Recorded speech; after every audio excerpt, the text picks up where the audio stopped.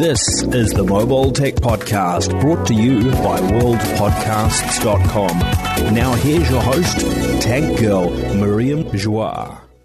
Brought to you by Mint Mobile. Stay tuned for a special offer at the end of the show.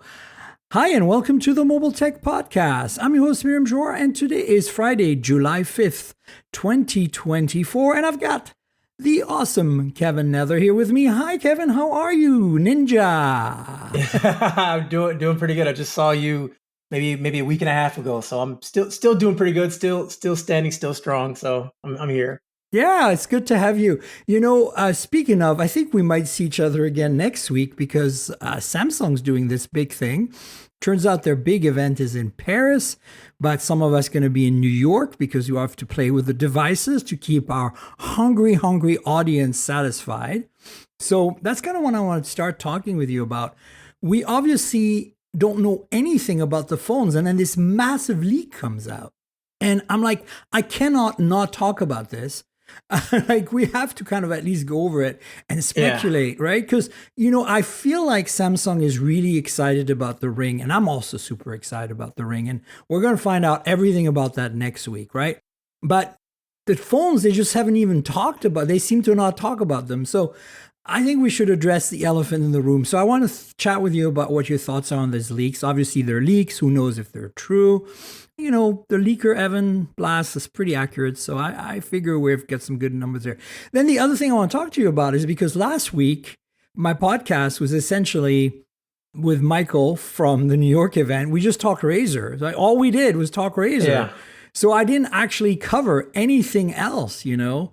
And so because of that, I was like, oh boy, I'd better talk about the other news. And the other news are that Google decided they're going to have an event on August 13th for the Pixel 9 series. Like, who knew, right?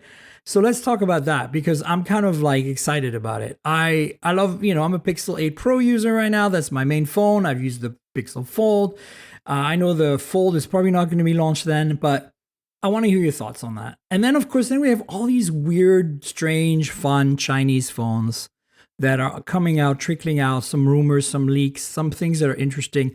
I kind of picked the best of the bunch for the last 2 weeks. And I know you've been starting to play with some of these. So I'd love to hear your thoughts in general now that you're in on the crazy Chinese train. Yeah. It's definitely a crazy Chinese train for sure. Yeah, where you want to start? You want to start with the Galaxy? Yeah, let's start with the Galaxy because look, you know, we know that it's all going to be a wearables, and then we know there are phones, and I kind of feel like this leak shows that Samsung maybe doesn't care so much about their phones this year, like for the folding phones at least. You know, they gave us a good showing with the S24 series, I felt. It was also very evolutionary, but this is really like, after last year, we were all like, seriously, that's all? It's very evolutionary. We figured they would step it up a notch, especially with OnePlus Open that came out. And here we go. And it's actually, I feel like it's even less of an upgrade than last year. How about you? Yeah, you know, sort of just kind of looking over because I really try to stay away from leaks, but sort of looking over these leaks right here. And, you know, Evan is most likely right. So I'll say that much.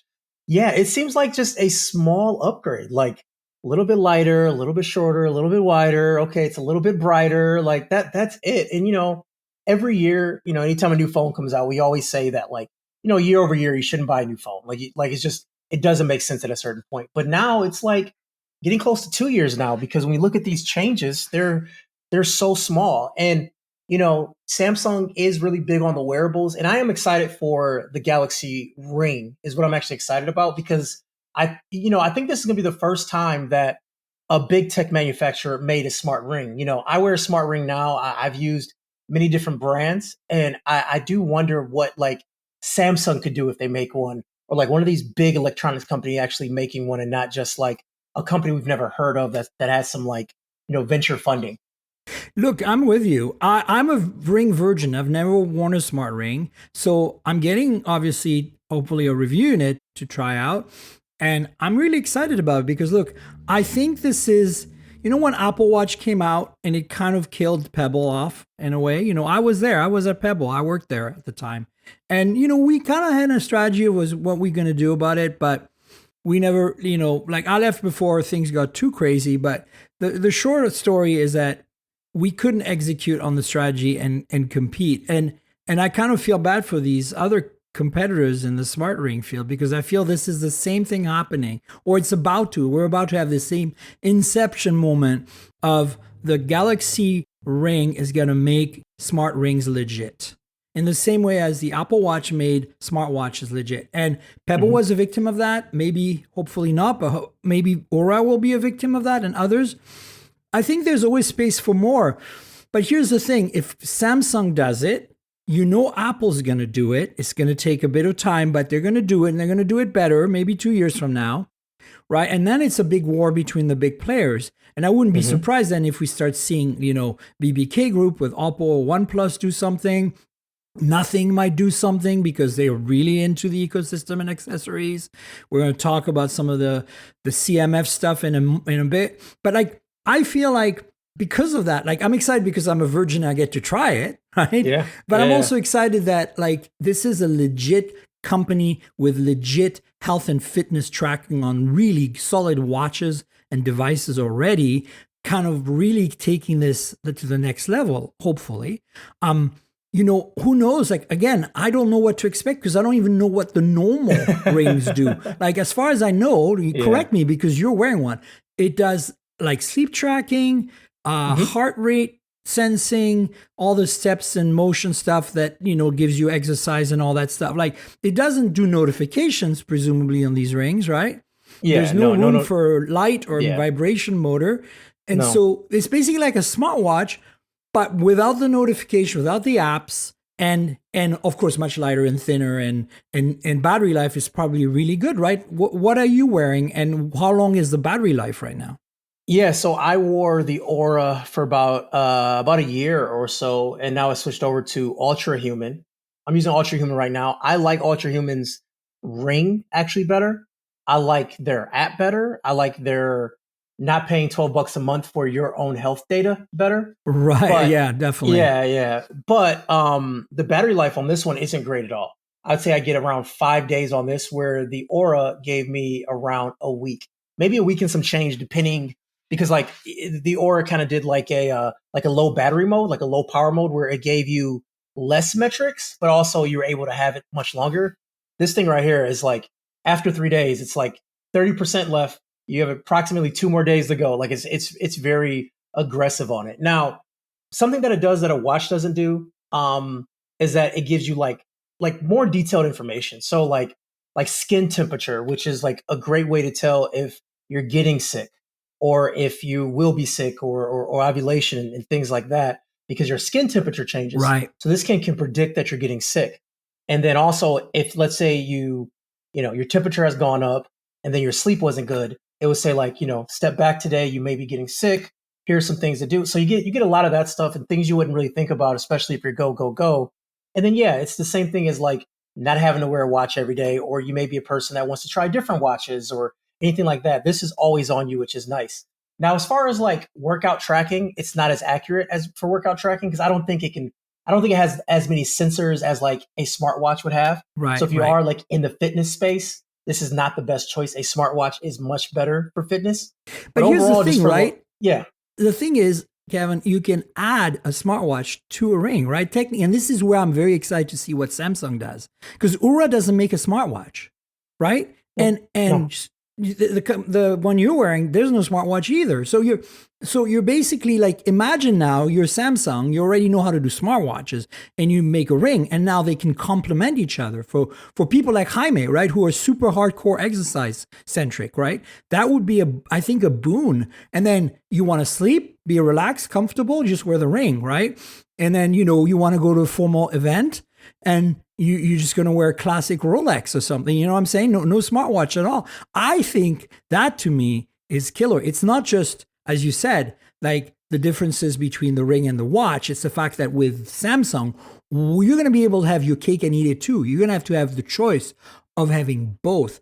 And I think this is why I'm really not, I obviously have no idea, but I wouldn't really be surprised if Apple does something in the next 2 to 3 years on the ring side, because Tim Cook, he works out. He's all about the metrics, you know. Yeah, You don't want to yeah. like. I love the Apple Watch Ultra, but you know it's pretty clunky to sleep with, right? Like a Yeah, it regular is, Apple definitely. Watch is a lot more comfortable. And now imagine you just take off your Apple Watch Ultra during the night. You just put your ring on, you're good to go. You know. Yeah, there is actually some of that going on because it does tap into Apple Health Kit. So even with this Right. third party ring that I wear, all the metrics does get fed into Apple Health Kit. So it does have that seamless handoff where, I wear this ring all night, take the watch off, I wake up, my Apple Health Kit will say, "Hey, you hit your sleep goal that you set up," and everything in there ties in, pulls in from that ring. So you do kind of have some of that parity going on, but definitely there's nothing like first party compared to third party tapping into an API. That's So I what can I'm definitely saying, see right? that Like, you synergy. know that with Samsung, it's going to be done pretty well. And then Yeah, once Apple does it, you know it's going to be even more masterful, right? for sure. So, Yeah. obviously we have that. We don't know anything about the watch, the ring. There's, rumors of earbuds as well. That doesn't surprise me. Honestly, the Samsung buds, I've always been very happy with them, but I'd never feel like that little ball design of theirs, Yeah. like it's always a bit of a snail kind of deal. I much rather, for Yeah. lack of a better Yeah. explanation to somebody who's never seen a pair of Samsung buds, to me that the elegance of the stem type buds like OnePlus does, nothing does, Apple does, and the rumors are, we've seen leaks that they're going to be like that. I'm actually very happy about that. I think that more players the better. Samsung's always been a pretty tops on the bud space, but for me it's always been a bit weird with the fit. Yeah. Basically they fit me, but it's not like I just don't feel as secure and happy with them. Yeah. Same with Sony, right? Like I love the sound of the Sonys, but they've always have fit issues with them. Like I always Yeah. feel that like the Link buds, the S in particular, are smaller and kind of more comfortable for me, and they sound really good. But of course, once you hear the WF, 1000 XM5, like the top of the line earbuds, you're like, oh, Oh, yeah, yeah. those. And it's then you wear different, them, yeah. and half an hour later, you're like, no, I can't wear them. Like they're not Yeah. comfortable, And so I'm there's that on the buds. But speaking of the phones, I think what's important here, like there are some things in these docs that Evan leaked that are very interesting to me. The first one is, let's talk about the Flip first, because, okay, better camera on the Flip, main camera, that I think is worth celebrating. This is putting it on parity with the Fold, 50 megapixel main sensor now. Still has the 12 megapixel ultra wide, but you know what? I can live with that. Even iPhones don't have anything more than 12 megapixel ultra wide.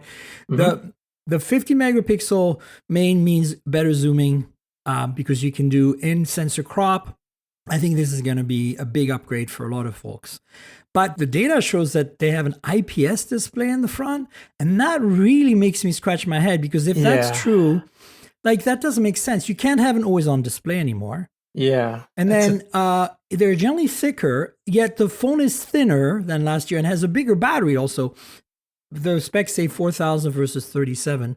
I don't know if that's true, but obviously we'll find out. But if it's thinner and has a bigger battery and has an IPS display, how does that make any sense? The IPS display would be thicker than an OLED. It would have to have a ribbon cable that gets in the way. Like all of that, to me, like that seems like a typo, or maybe preliminary stuff, or maybe somebody put it in as a placeholder.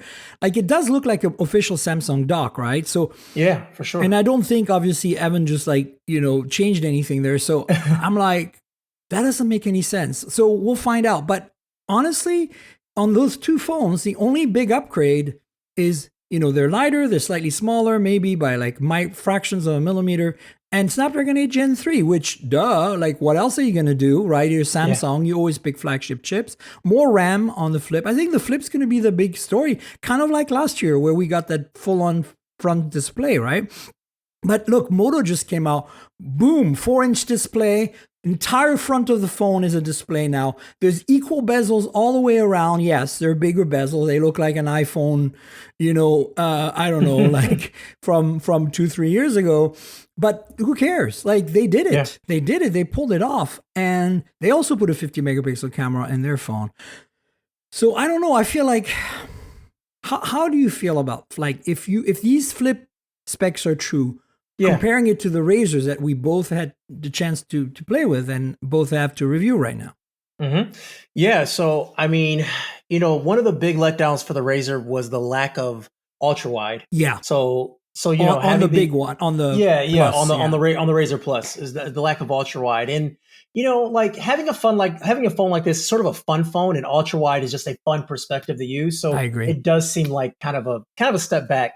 Speaking of the step back, the IPS instead of OLED, that would be very interesting because having a flipping phone and having always on display is kind of one of the big advantages of I having mean, a phone that you Moto can just sit just on your added it. table. They just Yeah, put it on their and phone. just Like this is like you're literally taking yeah, away you're a going feature that your backwards. competitor just advertised. Like, oof. For sure. And I have my motor right here and it's just sitting on the table. I see my clock. I see a couple notifications and it's just super nice. I don't have to touch. I don't have to interact with it. It's just right there. And always on display is something that's been around now. It's been pretty just standard for so many years now. And having a phone without it is actually kind of a big step back in my opinion. So I hope that was something that it was a mix up and not correct, but these leaks are usually pretty spot Yeah, on. So but that's it's my big also it's concern. so anti-Samsung. Like they've been doing OLEDs on their flagship phones since the Galaxy S2, okay? Wait, Oh no, my the goodness. original Galaxy had an OLED. So we're talking about every single phone that's a flagship Galaxy. Even I think the A series has had OLED for probably since the A10. Sorry, the A0 series. So like 50, the 10 is too low end for that. But like the A50, A70, like now we're at 75 or whatever, 74, 54. I know we're quite a few generations in. But OLED is the staple of Samsung. Like they swear by it, right? Like they have it on their laptops. They were the first to do that. They were the first to put it on tablets. Like how long did it take Apple to get an OLED display? Mind you, it's an incredible OLED display, but Took a the while. double Yeah. stack thing that they did on the iPad Pro, amazing. But I'm just saying, like this Yeah, doesn't make for sense sure. to me at all. Like if there's one thing that didn't make sense on the leaks for the Razer, it was the telephoto, and we got that. Oof. And then, like, so I'm really kind of, I know it's going to be a better phone than the 5 by overall better processor, better Hmm. battery, clearly smaller, thinner, please, and better camera, main camera. Like, please don't mess up the IP, put an IPS and mess up the front. Yeah, Like, what are you thinking, Samsung? that that makes So absolutely frustrating. no sense at all. So hopefully that's not true, and hopefully we still have an OLED screen, and then it'll be a great comparison between these two phones. Like I'm really excited to really put the Razer Plus versus the Flip 6. I think that'll be a great competition between both the phones because like I know we're talking about the Flip, but Moto when it comes to their front display software, Oh I my think their God. software is great. I think they do an It's amazing job with it. incredible. So I'm interested to see what Samsung is actually doing with the Flip if they made like some software that can compete directly to it without having to use good lock and do like kind of workarounds. Like I wonder if it's just going to be on the phone Yeah. ready to go. That's what I'm But hoping for. here's my take. I think we're gonna see more AI talk, and that's it. Like Yeah, I'm just I think it's kind going of to over be it. look Samsung AI. Look, let's talk about the Fold briefly because there are some things I like there. It's wider and shorter, so the aspect ratio is possibly a little better on that front screen. It's also a slightly bigger front screen, and more importantly, and this is something that I'm kind of a fan of, is even with last year's Fold 5 that finally folded flat, nice, the aesthetics, the proportions, the general look and feel of the thing was not right. You look at OnePlus Open, even the Pixel Fold, which is a passport form factor, which is much wider and less tall. Hmm. Like their proportions seem right. Whereas this thing, the 5, it was weird. And now I think that by making it more square looking, more like an S24 Ultra, it somehow resonates better with me and looks right, and it's still not as wide and as it's still a little skinny tall thing, but I think those are valid improvements. But other than that, it looks like the only thing they changed is a brighter inner screen and then Snapdragon 8 Gen 3. And I'm thinking to myself like, look, the prices better stay the same because Yeah, yeah, yeah, like yeah. look at like you can get an Open for $599 right now. Oh, and in the hand or just in general, the Open is probably the best folding phone in my opinion. I mean, I love the way It is the best. I love the way you can do, you can have all the apps open at one time. And I forgot the name. I forgot the stupid name they use for it. But when the little apps are like little cards right there, and you have them sort of open on Oh each yeah, side, you yeah. tap it and it goes over. Their I think that was UI is done. amazing. Yeah. Yeah, and so I think what happens with Samsung and also happens with Apple is that they get so far ahead of the lead, right? And then these other companies are making these crazy incremental changes, and these big companies have this arrogance of just like not thinking outside the box, not really changing things, and not really making that next leap. While these other companies are making aggressive leaps, and they become a better phone after a while, you know? For sure. And look, I don't want to knock Samsung too hard. The reality is, when you go out there in the wild and you see a folding phone, it's usually a Samsung, right? Like, Yeah. I see a lot of folds out there. I don't see a lot of flips, but I see a lot of folds, especially like in Uber drivers, Lyft drivers. They need a bit more real estate. They have it on their, on a suction cup mount or something. But you don't see opens out there. I mean, you and I have one. Everybody we know has one because we're all tech journalists, and YouTube creators, and, like TikTokers and stuff. But like, same with the Razor. I have not, like, Theo my producer uses a Razor, last year's Razor Plus. And I mean, that's because I had one and they're like, I want to try it. I was like, okay, here you go. But like, nope. Have you seen one in the wild that's not held in the hand of Michael Fisher? Like.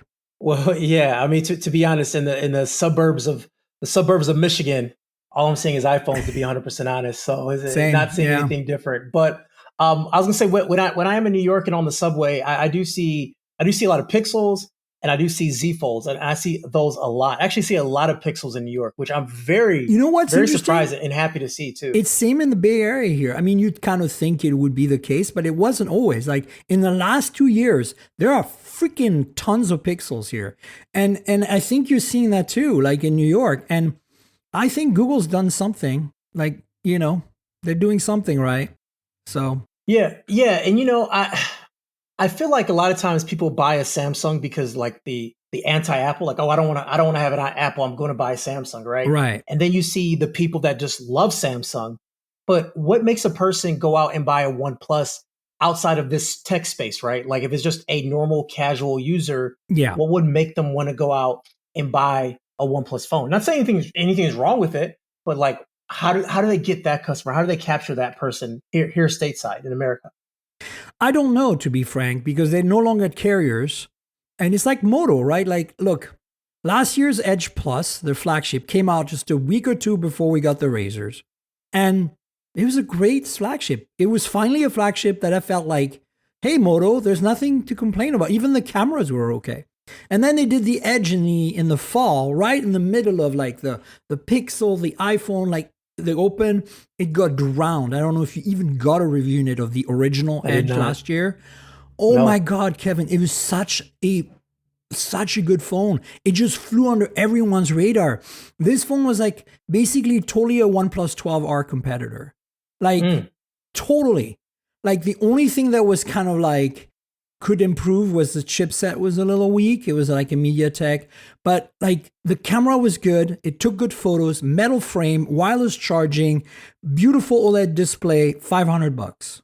Nice. Like, you know what I'm saying? So yeah, they just did the Edge for 24, and it's just as good. Again, they launched it like 3 weeks before the Razor, so it's complete. Nobody knows about it. Like, I got a review and it is still in the box. I haven't had a chance to even unbox it. I from everything I've read and heard, it's just as good as last year's Edge.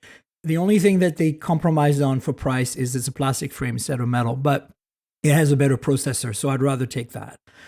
Sure. But like, the reality is, like, who buys these phones? Like, they're not even sold by carriers. Like, the Edge series, like, at least the Razor is sold by T-Mobile and AT&T, as you saw from, I think, their PR stuff that they sent us. Mm-hmm. But like, nobody buys a Moto Edge. It just happens to be given to you as a bundle or something, And I feel so bad because, like, by itself, it was such a decent phone. And of course, with Moto, the prices drop really quickly. Like, you get really good deals. So, I don't know. I feel like Moto is doing some good stuff, but they're not getting any kind of attention from the average consumer. And I think less so even than OnePlus, because at least OnePlus, you get that kind of hardcore, early adopter, tech savvy, like our audience, right, that knows about OnePlus will probably buy a OnePlus 12 or an Open, especially for $599. Like, folks, like just go buy one. I think it's with trades and stuff, but think about it. Yeah, like but that's still, you could that's like figure it out. that's Yeah. like an insane deal, and you can use it as a normal phone when it's closed. So don't worry too much about that. Durability, I've had mine in my pocket since last September every day, and I do stupid stuff because I like to just always have my phone on me, and I'll be like doing like hammering away at something, doing basic like DIY, stuff in my house, painting, whatever. Always had that phone in my, not a single problem. It's just been rock solid. Yeah, the display is as good as new. Everything on it is mint, and so it's really rugged. And I can't say that about my Pixels. They scratch a little easier, and like they wear more, but they work. I mean, my Pixels last a year or two, no problem. It's just like this Open looks like as good as it did on day one right now. Whereas like my Pixel 8 Pro is a few months newer, and it's mind you, I do use it a little more, but and the camera bar really gets nicked up a lot. Yeah. That's the one thing it happens. It drives me nuts. Even when I'm like doing my review, by the time I start shooting it, it's nicked up. I'm like, I have no idea. But I try to like baby phones until I shoot the review, and I'm like, I don't understand how I nicked it up like that. Yeah, I agree. It's feeling the same way. Speaking of which, we should switch over to Pixel Talk. I mean, I think we've kind of covered everything there is about Samsung. So stay tuned for next week. Kevin and I will be there. We'll have some content. I'm writing a hands-on for hardware like I did on the Razr. So there'll be an article, a video. I'm going to die, Kevin, because there are going to be so many devices to shoot in such a short time. And I gotta do video too. So I'm like, oh, nice. Welcome to my world. I know. But I'm just like, I have to write it up. And we don't have a lot of time to write it up. So no, it's going to be interesting. But anyway, stay tuned for that. Pixel, look. So because I didn't do any other phones than the Razr last week, I kind of skipped a week with announcement. The big news last week, other than the Razr, was that Google had officially announced that they have this event, at their headquarters on the 13th. And that is big news because usually the Pixel comes out in October. And so obviously it looks like right now we're going to get a Pixel 9, a Pixel 9 Pro, and a Pixel 9 Pro XL. That's the rumors. The folding phone is coming later. It's going to be the Pixel 9 Fold, I guess. Oh, really? Or 9 Pro Fold. It's got a weird name. They're not going for, they want to make it part. I mean, that's what I hear. I don't know. Okay. But what we know is there was a big leak of the Pixel 9 on video, fully functional in pink. Now, look, I love pink, and I don't expect everyone else to love pink, but like, would I rock one? Yes. But like, it is such an unlikely color. Like, I mean, Moto Razr in pink, right? That makes sense. That's iconic, yeah. Because it's iconic. Yeah. And also, magenta, T-Mobile. But like, you did not, like, I like the colors. That's what I really liked about the Razrs last week. All these choices in colors. And then now it looks like, we're going to get the usual Google muted, blues and greens and whites and stuff, and grays and maybe pink, or it looks like pink. So I'm excited about it. And the squared off design is actually growing on me. I don't like the rounded corners as much. Like on the Pixel 8a, I prefer like the Pixel 7a and the previous Pixels where it's more boxy, more like a Samsung Galaxy Ultra, But I'll live with it. It's fine. I just looked at it, and in hand, it looks pretty nice. What are your thoughts on this video and on these leaks and everything? Well, it seems like Google gets leaked early. I remember one year it was leaked like 3 months early. It was like ridiculous how early it was leaked. I thought it was fake, but no. I kind of like the little like it being a little circle, like because it sort of reminds me of just Google's aesthetics. Yeah, the UI exactly. aesthetics. 100%. Yeah, so it's kind of fun to have like your hardware to look like that. And then all the branding and the UI aesthetics look in the same way. So like if they're going for more of the trendy look or more of the, Gen Z and stuff like that, which I think a lot of these companies are starting to do now. We saw it with pink. the Razr Don't Plus forget as well. pink. And pink, yeah. Because so I don't some know, people are going to dig pink. I mean, and Apple doesn't even have a pink phone. Come on. They do not. I mean, it's barely pink, right? On the iPhone. I remember a long time ago, maybe 15 years ago, maybe even 20. I bought my mom 40 years ago when we were babies. I bought my mom a razor, and it was the hot pink razor from Verizon. Ah, And we saw that phone all the time. Like there is a market for pink.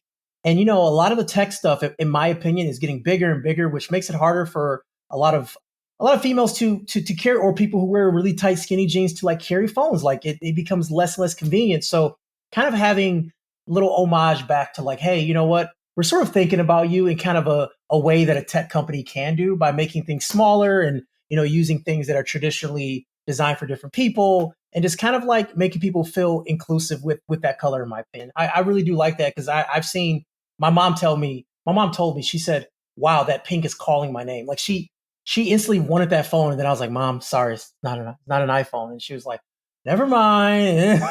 Because my mom is so stuck on iPhone. No matter, I've tried everything. She's so stuck. the 15 right now, I think, is on a very light shade of pink, very light, right? Yeah. But it's not. This is a real. This pink is in your face. Yeah, pink. it's hot. It's It's magenta. a hot pink. Yeah, it's hot pink. And actually, it's fun. yeah, It's a fun pink. I mean, Yeah. other than the fact that I get it. I get what you're saying about the rounded corner matching the UI design. I see that's a good point. And also in video, it looks less weird. Like it's like when I finally got my Pixel 8a review unit, and I finally took it out of the box, and I was like, oh, okay, it's not as bad as I like. Not bad. Yeah. It's never bad, but like it's not as Yeah. obvious as I thought. Like I think I'm getting used to it. But as somebody who carries a Pro model, a large Pixel all the time, I really dug for a long time the squared off corners of the 6 Pro, the 7 Pro, and the 8 Pro is a little more rounded now. But I guess the 9 Pro is going to be, or 9 Pro XL is going to be very rounded. So I got to get used to it. But the thing I think Google nailed, and I think nobody gives them, well, some of us do, but very few people give them credit for it, is the visor. The visor is so iconic now. Like the reason you and I are recognizing these pixels on the subway in New York, or for me here on the streets of San Francisco, is because we can immediately spot that it's a pixel. For sure. Yeah. Right. And especially now that they've got the chrome, like, it's not just a black bar, but it's like a chrome bar with the round camera dots on it. It's even more obvious, right? Like, you know. It is. Yeah. And I dig that aesthetic. And I think they're continuing that with this Pixel. And it's interesting too, that the camera matches now, the camera bar, the visor matches the color of the phone. Yeah. Yeah. And I really wasn't a fan of just like the chrome visor bar. Like I kind of felt like it was sort of not an eyesore, but it kind of stuck out a little bit. I do like how the colors match, because I think it just, like I said, it kind of calls back to just like something more fun, less businessy, and just like, really expressing yourself with these really cool colors. But I really do like that. Like I would like, because everyone made fun of the phone saying that it looked like Bender back in the day with the 8 Pro. And you had the silver one. So like, I would like a blue one with a blue visor bar. I think that would be pretty cool. And I hope they do a blue. Yeah, I don't hate the circle. Like I said, I think it's You're fun. right. I mean, it's better than I expected seeing it like handled in a hand. And also I have to say, like, the other thing that I'm digging is I was a little upset when they first leaked and they had the slap sides, like the flat sides, because I'm like, everybody's doing that because Apple did it, right? Like Apple did the slap sides on the iPhone, starting with what? The 13, 14. right? Okay, 14, yeah, okay. 13, one of those. One of those. It's been a while. And then, Samsung did it, right? S23 and 4, I think. And then, now Google, I'm like, damn it, we're losing our rounded edges. But it's okay because, now you don't no longer have the curved edges on these phones, right? It's I like the flat screen much better. And so if you're going to do a flat screen, flat edges is fine. And if you want a bit more comfort because you're worried about it digging in your palm or something, which, if it's designed right, there's a bit of a radius on the corner of the back, but a case always solves that problem easily. You can pick a case that's less more round, less pointy in your hand. Like, but sure. I'm very happy with what I'm seeing. And same. What I'm going to be even happier, they haven't invited me yet, so I need to reach out and see what the deal is. I'm on Team Pixel, so it's possible they're going to send me the device without really inviting me to the thing. But we'll see. The point is that I will get the devices and hopefully the XL, because that's what I really want. But I'm excited that the aesthetics of this thing is coming together. And I'm also looking forward to the processor upgrades, because this is my biggest gripe, and it has been since, they switched to Tensor. Tensor first gen was very rough. Tensor second gen, better. But third gen is still not quite where I'd like it to be. Yeah. Still gets hot. Battery life still not as good as it could be. It's fine. Like, I live with it every day. I wouldn't change my main phone because of it, because I love the software tweaks and the features that Google brings to the table, especially the calling features. And, it's like very much there are three ecosystems out there for the West, for the US, really, for the North Americans. It's like Apple, Samsung, and Google, really. Because Moto doesn't quite have that yet. And BBK Group and Xiaomi, of course, they have that in China, but they don't really have that here. OnePlus is starting to a little bit. They get the Buds, the Tab, all that stuff, right? But I think that if I have to pick one ecosystem, Google is really where I'm going to be. Samsung is obviously very close because it's also running Android, but I cannot get into Samsung's like UI, UX, and their general. There is something amiss, and I think a lot of people who have been using Samsung for years in this country don't even realize. Like, they're so used to the Samsung way, just like people on iPhones forever are so used to the Apple way, that they don't see the shortcomings. But I really, really do feel like that if you have to pick on a UX ecosystem basis on Android, one of them, Google Pixel is the way to go.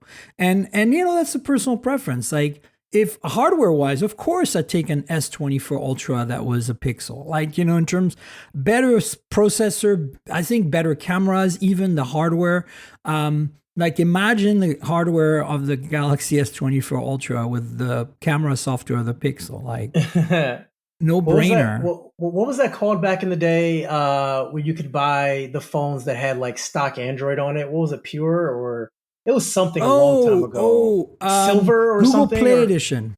Google Play Edition. Yeah, I remember the Google Play Edition. That was supposed to be such a big thing, and only a couple phones came out like that. Oh, there was the HTC One M8, and there was the Galaxy S6, I want to say. Google Play Edition. Yeah, wow, that was good times. Yeah, for sure. Yeah, we need more of that, but it's such a pain to maintain for them. And of course, now everybody wants to suck you into their ecosystem. And Google's got, back in the Nexus days, Nexus was kind of like, we're showing you the way how to make a phone. But now Pixel, they're really serious about it, especially with Rick Osterloh and running the show over there, right? Yeah. Like, he's doing a good job, I think, overall. I remember the Nexus line was sort of like, oh, we're not trying to make this phone great. We're just showing you how to make a phone type of thing. And that was always the excuse, the reasoning. And then the Nexus became very expensive, like an expensive phone. Like, okay, now it has to, like the Galaxy Nexus or something like that, I remember. And I was like, okay, this phone's kind of expensive. We have to expect certain things. And then, that was a very interesting time back then. That was when I like really got my first start during that whole time. So it was just a very interesting space and not so kind of stagnant now. And I guess we can kind of segue to the Chinese markets that always do I fun love that phones. you found that as a segue. Yes, you like I that? agree. You like that? Yeah. That was really good. Yeah. Look, so there's a bunch of stuff that happened while we were, focusing on the Razr for good reason, of course. RedMagic launched a 9S Pro and 9S Pro Plus in China. That means it's coming to North America soon. As you know, RedMagic does sell in North America with compatible 5G bands with a warranty. I've got the 9 Pro here. I've been using it for a while. I mean, if you want a gaming phone and you don't want to spend ASUS money on a ROG phone, this is the way to go. Like, the RedMagics are pretty solid. More importantly, what I like about them is that, they just look a certain, like they're like perfectly rectangular. Nothing sticks. The camera bump is flush. There's no bump, basically. So I shouldn't even say bump. Like, it's flush. The screen has an under display front-facing camera, which is meh, but it's fine. It's good enough for the occasional selfie. It's gotten better over time. Gorgeous OLED, flat screen, slab sides. It's like a monolith. It looks like 2001: A Space Odyssey, like that black monolith, but in a phone form factor. And there's almost no bezels. The screen goes like right to the edges. And this is 9S is exactly the same industrial design. It's just they are using, from what it looks like, a kind of overclocked or slightly higher clocked. I presume they're binning the processors from Qualcomm. What I mean by binning is they're picking off the assembly line the Qualcomm 8 Gen 3s that are able to run at higher clock speeds without falling apart. There, that's what binning is on the chip world. Is like you Intel does this where like all those different SKUs, right, for Core i5, it's like the low end ones are the ones that don't perform so well after they've been manufactured because there's defects. So they disable a couple of cores and they sell them still. You know what I'm saying? Like that's what binning is.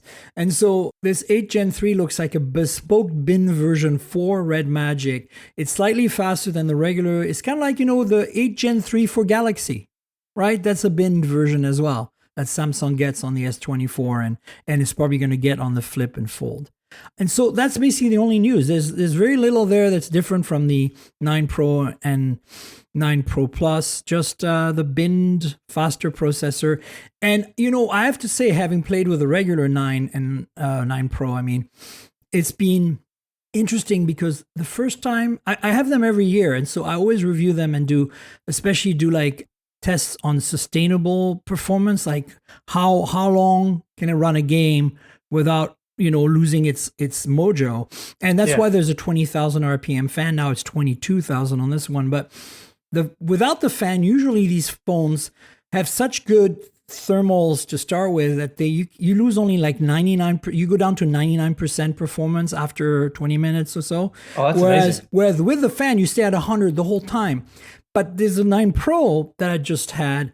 It's actually gone down. Like even with the fan, it can't maintain 100. I think the 8 Gen 3 runs hotter than previous Snapdragons. And so this 8 Gen 3 in this 9S series, I think it's probably the biggest change that is under the hood is on thermals, because this is the first time with the 9 non-S that I was actually saying, oh my God, like RedMagic can't keep the 100% with the fan on.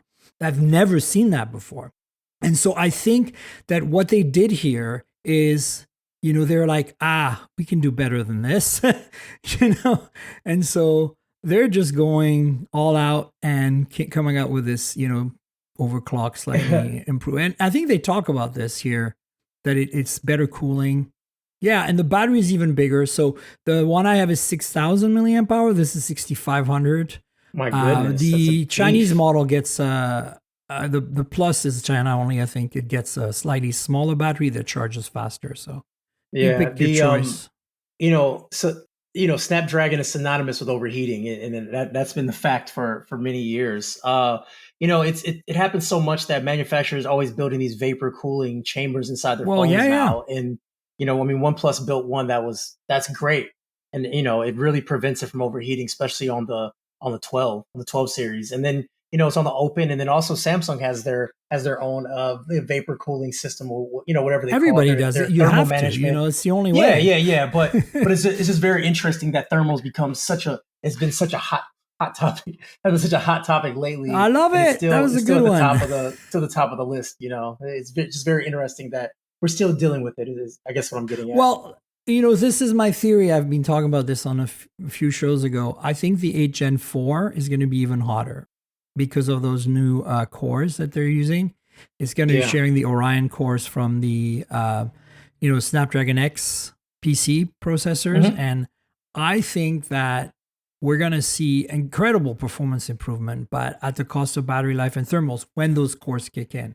So obviously it's not going to make a big difference in everyday life. But if you're gaming, I think in the same way as RedMagic had their work cut out this year, came out with a 9 and then really needed to improve it and came out with a 9S that we're talking about, I think last year they're going to have their work cut out with a RedMagic 10, because I'm calling it now. I hope we're not in a situation where it's as bad as the Snapdragon 808 and 810. I don't know if you remember those chips when they changed the CPU cores to the new Orion stuff. Yeah, I remember that. And it was actually it wasn't Orion. It was ARM, standard ARM, and it was they were hot and they didn't run well, and it was a bit of a mess for a year there. I hope they learn their lesson and we don't get that. I'm sure they're knowing what they're doing because they're Qualcomm, but this is just to show that you're right. It's a hot topic. I love it. So anyway, RedMagic has new phones. Expect them to come to the US. There are minor improvements but mostly on thermals, and I think that's a good thing. The next thing I have here is Realme 13 Pro Plus. So this is important because you and I love a good camera phone. And most camera phones, as you know, are pretty expensive. They're going to, throw everything but the kitchen sink in that hardware and make something nice. Like, you have to spend, Pixel 8a is probably the entry level of a good camera phone, right? At an affordable price point.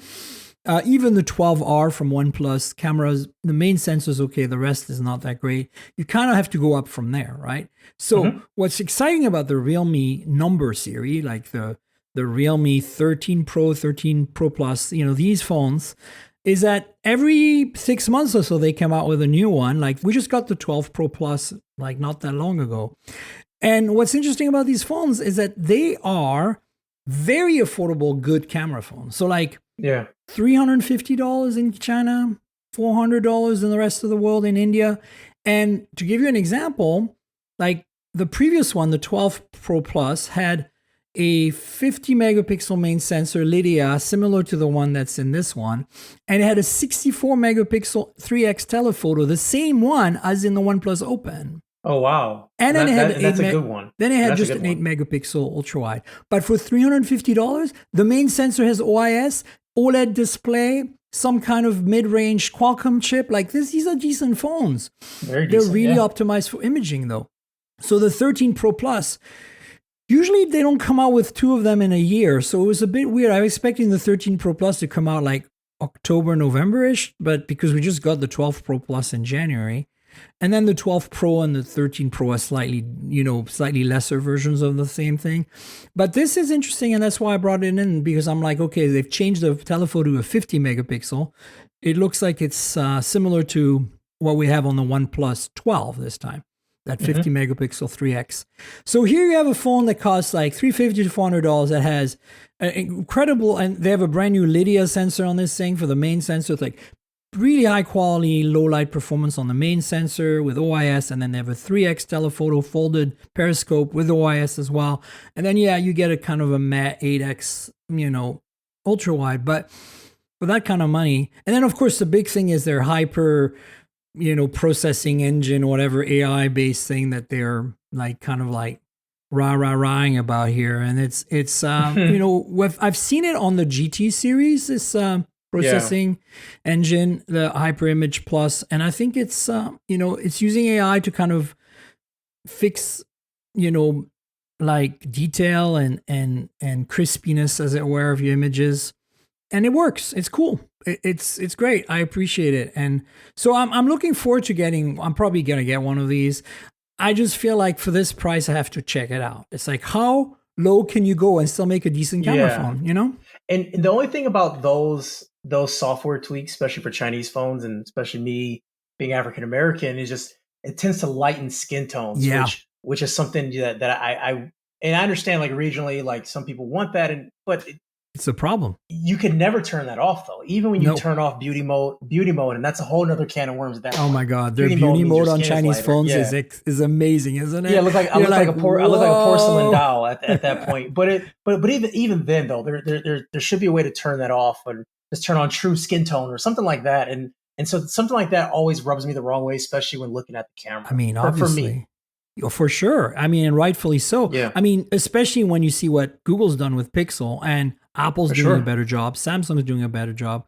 That's definitely a challenge. But I still think, it's interesting to see where they're taking it, because it's trickle down, right? This stuff is going to, if they can make a phone with 3 cameras, one of them being a folded lens for $350, it means that we're going to get maybe someday some phones like that here, right? Like OnePlus is going to bring a Nord or something that's going to have, that, and they're going to have the color science right.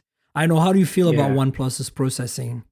I think it's gotten, I think the last 2 years, it's very good. No, very, very little complaints. Early on, it was sort of doing that same thing. But I think the last few years it's gotten a lot better. And I've taken selfies with it, taken pictures of my son with it, and I enjoyed the photo.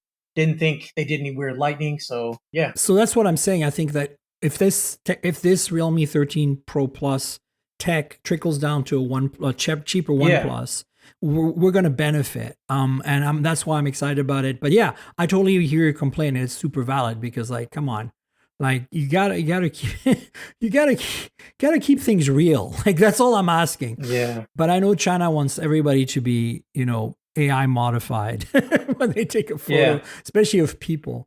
And speaking of OnePlus, we've got the Nord 4. Like, I don't know how familiar with the original Nord you are. I am, yeah. So, the Nord comes in all kinds of flavors. In North America, we get the Nord N series, which are really kind of cheapish and detuned. And then we get, in Europe, you get the CE version, which stands for CE, which in French means European Union. It's the same letters. It's kind of funny. That's how I think about it. The C is for Europe. The N is for North America. There's also C is also sold in India, so it doesn't really quite match. But gotcha. Okay. Then there's a regular Nord line, the actual mid-range Nord, because the Nord became two lines. It became the mid-range Nord, which don't have C or N, and then there is like the cheaper Nords, which are C or N. So this is the main Nord. I've never used the main. Yeah, never used the main Nord. The main Nord is not available in North America or anywhere. It's mostly Europe and Asia. The Nord 1 was an incredible phone. It's the last phone Carl Pei made before he left to found nothing.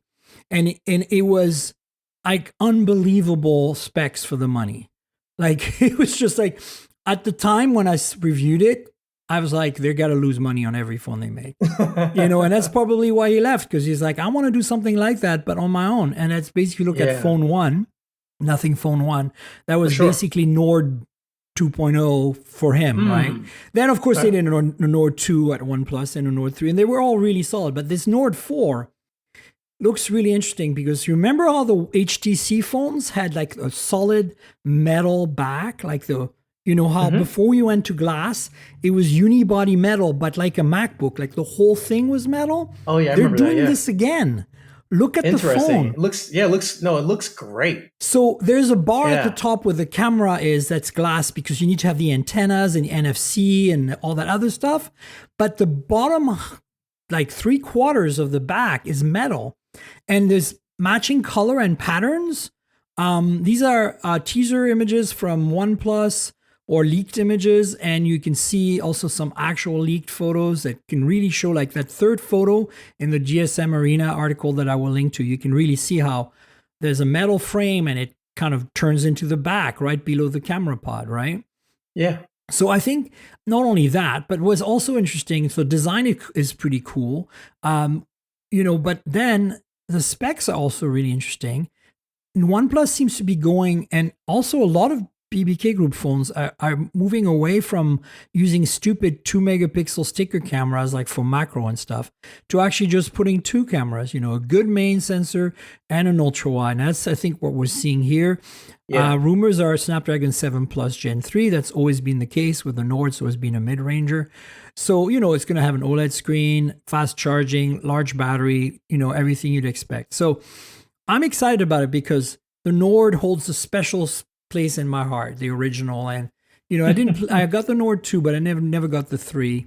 I probably won't get the 4. I just don't have the bandwidth anymore. But I just think it's interesting to keep an eye on what's going on in the mid-range with OnePlus because, even though they're not, it's no longer Carl Pei driving the train here, they're still doing some really cool stuff. And remember, Realme is BBK Group as well. So this Realme phone we saw, there's going to be a lot of parallels between those mid-range phones, right? Those $300 to $500 phones.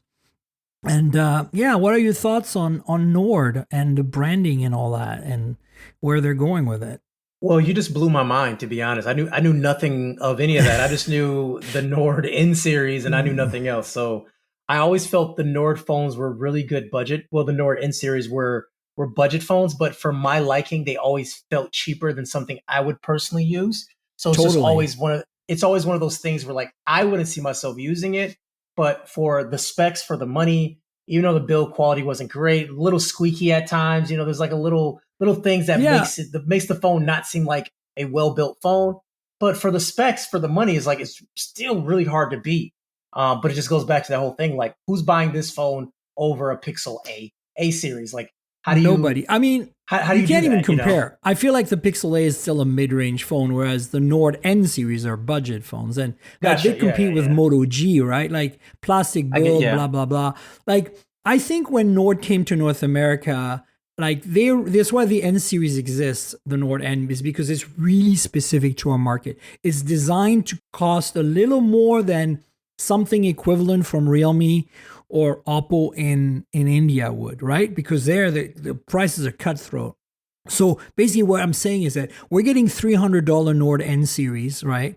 That are really $180, $200 phones in the rest of the world if you buy them from Oppo or Realme, because there's always an equivalent out there, right? For sure. Whereas in the Nord CE, you got the CE line and then you got the CE Lite line, and the CE and the CE Lite are kind of like the 350 to 400 and then less than 200 for the Lite.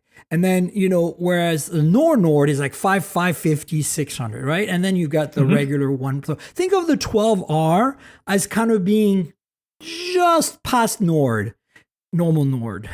Gotcha. And then you got, so it's kind of like, if you look at the hierarchy of it, it's like you've got like open, then you got 12, then you got 12R that's similar to the Ace Pro in the rest of the world. And then you've got the Nord is kind of similar to the Ace Non-Pro, which is the Chinese ones are called Ace. And then you got like, then below that you get Nord N and Nord CE. But Nord N is more like Nord CE Lite because they sell them for the price of Nord CE, but they actually expect Nord CE Lite. You know what I'm saying? They're budget phones. Different. Yeah, it's kind of a thing. And then you look at Realme and you look at Oppo and they have the same kind of lines as well. So anyway, I'm mostly excited to see that I wasn't sure if they're going to do a Nord this year, and they are, and so there it is.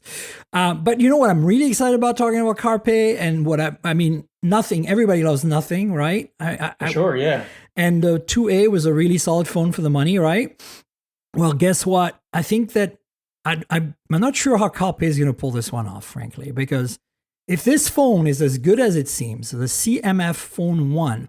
CMF is the sub-brand of Nothing. I can't believe that Nothing has a sub-brand already. Yeah, that's when I first heard about it, I was confused. 2 years now, making watches and earbuds and stuff in India. So India, very price sensitive. They came out with CMF brand as like a budget Nothing brand.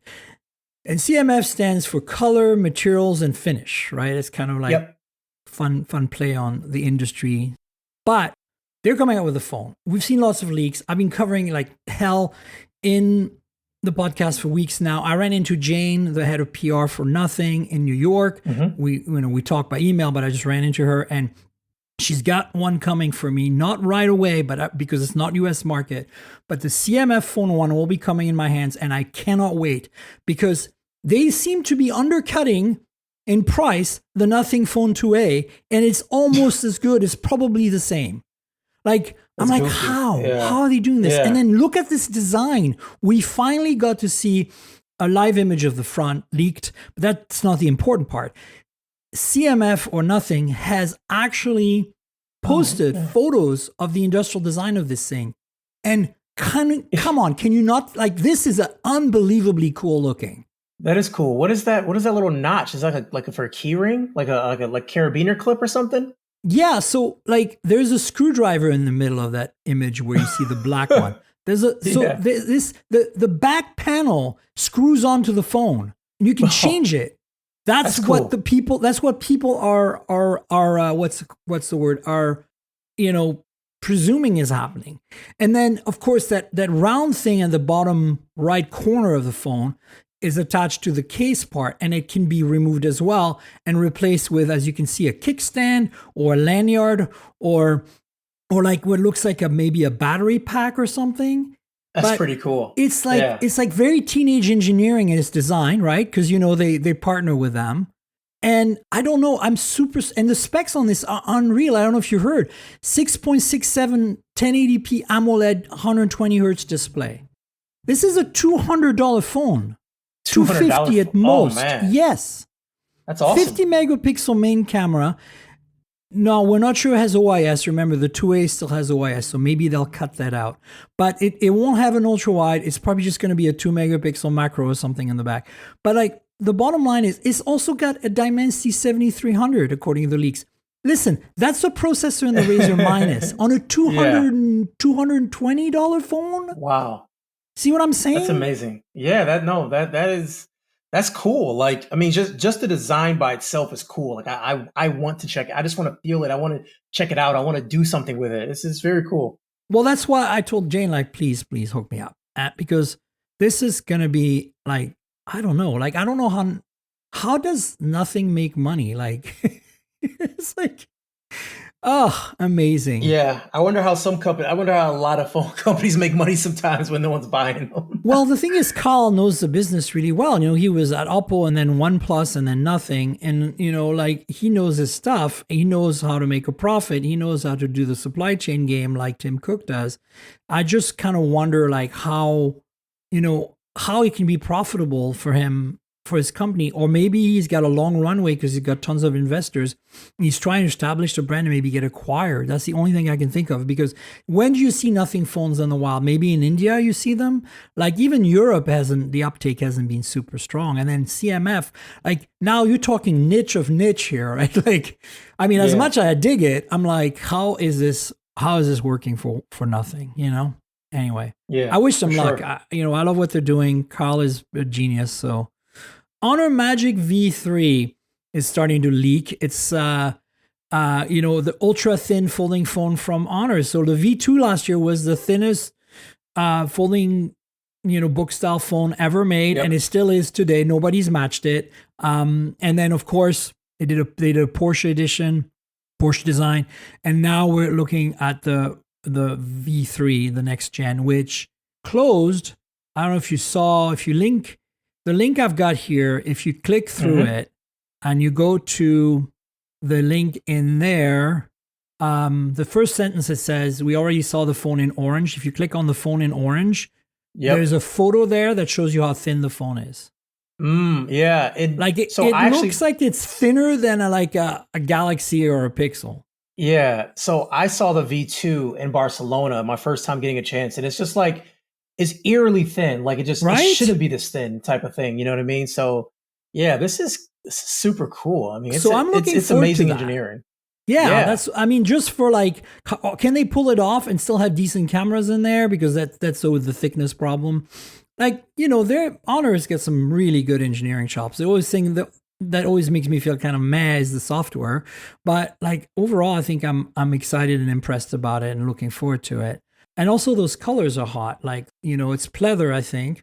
We've got like this orange, of course, the green, the white, the black, this red. It really looks very nice. I think it's going to be interesting. By the way, just for the listeners real quick, some dates you should keep track of. Of course, next week, July 10th is Unpacked. Also next week, July 8th, is CMF Phone 1 launch. 2 days before Unpacked is CMF. 2 days after Unpacked is the Magic V3 we're just talking about now. And then, of course, August 13th, Pixel 9 event. So lots going on next week. We're going to be having our hands full with Samsung. But keep an eye out, because I know a lot of you are not in North America and Europe. A lot of you are in Asia and India and in markets where, you don't really care so much about Samsung, and I get it. So I'll definitely cover the rest of it next week too, but just lots of launches next week. So, keep an eye out for things. I'm excited. You, Kevin? Yeah, of course. Good I'm excited. Times, I mean, good times.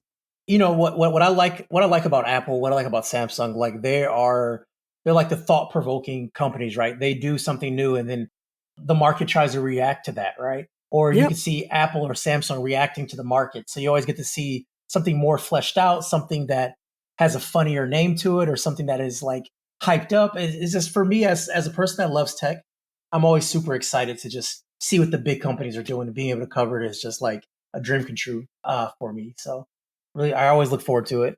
Yeah. And, a lot of people ask, like, why do you care about the budget phones? Because look, not everybody lives in a world where flagships are subsidized and that's all they buy. And I want to respect that. And also, you need to know what's happening at the low end to understand the entire picture of the market. And, honestly, trickle down, like when you see a Pixel 8a and how good it is, when you see a OnePlus 12R and how good it is, when you see how good the Nothing Phone 2a is, or this CMF Phone 1, which I think is going to be a complete awesome phone. When you see that, you're like, okay, like every price point has something exciting. And yes, of course, here, we walk into a Verizon store and we buy an iPhone 15 or Galaxy S24. I get it.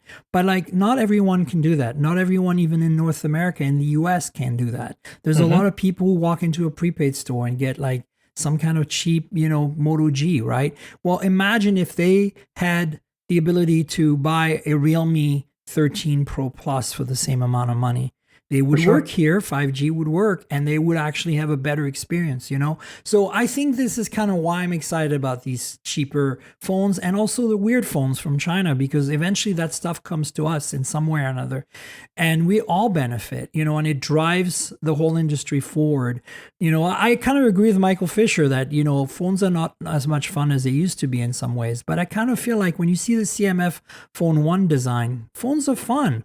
When you see this Magic V3 super thin folding phone, phones are fun. Like, I don't know, like I can't be jaded about it. I'm not saying Michael is, I'm just saying his focus is on folding phones, which is definitely where the most exciting stuff is happening right now. But I feel like that's why for me, I get excited when I get a Moto G in the mail. I'm like, okay, I'm going to play with it for a few days. It's not going to be my daily driver, but I want to know what it's like. I want to know what it's like to be, prepaid, come in and buy this, get this phone for free or whatever. Is it terrible? Is it? And sometimes it is, but sometimes it's not. And when it's not, it's really worth noting, like this Moto Edge last year, $500 super awesome Moto phone that completely got ignored because none of us reviewed it because we were all busy with Open and Pixel and iPhone, right? Like bad timing. Moto should have done a better job there, I think. But at the same time, we're also seeing that with the Razr, right? Like the Razr Minus this year is essentially last year's Razr Plus for the same price as last year's Razr Minus. A lot of us are kind of like, but the processor is not that great. And, it's got last year's smaller screen. Oh, at least it has the ultra wide. But like, let's reality check for a second. It's a $699 phone that's as good as the $999 phone was last year. Yeah, no, for sure. And as the price comes down, it becomes more accessible for more people and everyone has kind of a better experience. And then it makes the high end have to do more since the low end can do so much more now. So it's a trickle down effect and a trickle up effect, which is I love to see. Fantastic. Well, listen, we should wrap up. Kevin, you want to tell folks where they can find you on the internet, your social media handles, of course, your YouTube channel, all the good stuff you do. Yeah, you can find me at Tech Ninja Speaks on all the platforms, YouTube. I'm not on Twitter much these days, but I'm still there. Twitter, Threads, Instagram, Tech Ninja Speaks, and we'll love to connect with you. Yes, you should follow the ninja of all tech. Kevin's awesome. I love your videos. Appreciate it. Thank you. And of course, you should subscribe to the YouTube channel, folks. You know where to find me. I'm at Tankgirl, TNKGRL, on all the major platforms. That's Twitter, that's Threads, that's Instagram, Blue Sky. So find me there, follow me, and then don't forget to subscribe to the podcast, mobiletechpodcast.com. We're on all the major platforms. Tell your friends. And there's a YouTube channel, youtube.com/mobiletechpodcast. You know how YouTube works. Like, subscribe, tell your friends, click the bell. Tell me in the comments, what you think of these phones we're talking about. You'll see some videos there on the channel about some of them. So I'd love to hear your thoughts. And finally, there's a Patreon if you want to help me out, patreon.com/tankgirl. That's patreon.com/TNKGRL. There is a video version of this podcast where you can see me and Kevin talk and show phones and stuff. Sometimes there's bloopers, sometimes it's a little longer. If you want all this, $5 a month gives you a video version of the podcast, usually a day before, and it helps support me. So I'd appreciate you checking it out at patreon.com/TNKGRL. If you can help me out, consider doing it. And if you don't like Patreon, there is a PayPal link in the show notes. You can click on that and make a donation. I'd appreciate that as well. Finally, I want to thank our sponsor, Mint Mobile. I review a lot of phones, so I'm constantly juggling multiple devices. While that's fun, it also means I'm spending a lot of money for wireless service on multiple SIMs. Thankfully, there's Mint Mobile, and that's who I'm teaming up with for today's podcast. If you want to save money on your wireless service, switch to Mint Mobile. You've probably seen the Mint Mobile ads featuring Ryan Reynolds, but let me quickly tell you how fantastic their service is, especially for tech-savvy early adopters like us. Mint Mobile offers premium wireless for as low as $15 a month, and you don't have to sacrifice any coverage, speed, or data. They're built on the nation's largest 5G network. They keep costs low because they sell direct to you online. They cut out the retail stores and salespeople. Why should you pay more than you have to for access to the same network? In my experience testing phones, Mint Mobile delivers the same data speeds and call quality as the big three for a fraction of the cost. Switching to Mint is super easy. Thanks to their eSIMs, you can sign up and activate immediately right on your phone from the comfort of your home. No more standing around waiting in line at a big wireless store. You can keep your current devices and phone number and easily switch services. And if your phone isn't eSIM compatible, Mint will ship you a new SIM card free of charge. The whole process only takes 15 minutes, and if you get stuck, Mint has a great customer service team to get you through it. All Mint Mobile plans include unlimited nationwide talk and text, plus lightning-fast 5G and free mobile hotspot. Mint will show you how much data you use each month and recommend plans that save you money. Mint also offers a modern family plan that lets you set up a super affordable family plan with as little as 2 lines. Use my link, mintmobile.com/mobiletech, to get premium wireless starting at $15 a month. Stop paying more than you need on your wireless bill and start saving big with Mint Mobile. And Kevin, thanks so much for joining me to chat about all things Galaxy, Pixel, and crazy Chinese phones. I appreciate it. Thanks for having me. Appreciate you. Absolutely. Well, thanks so much, Kevin. We'll have you on at some point in the future. And folks, we'll have another show next week, so stay tuned for that. Until then, cheers, everybody. This has been the Mobile Tech Podcast with Tank Girl, proudly presented by worldpodcasts.com. You can visit us online at mobiletechpodcast.com.